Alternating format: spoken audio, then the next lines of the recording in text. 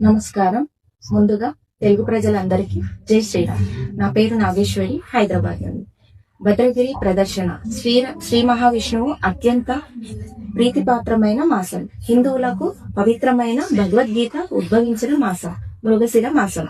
December 8, 2025 సోమవారం నాడు శ్రీరామచంద్రుని జన్మ నక్షత్రం పునర్వసు సందర్భంగా భద్రాచలంలో భక్తరామదాసు గారి పదవతార వారసులు కంచర్ల శ్రీనివాసరావు దంపతులు, భక్తరామదాసు ట్రస్ట్ కొత్తగూడెం వారి ఆధ్వర్యంలో భద్రాచల సీతారామచంద్ర స్వామి దేవస్థానం వారి సహకారంతో వేద పండితుల సమక్షంలో భద్రగిరి ప్రదర్శన కార్యక్రమం నిర్వహించనున్నారు.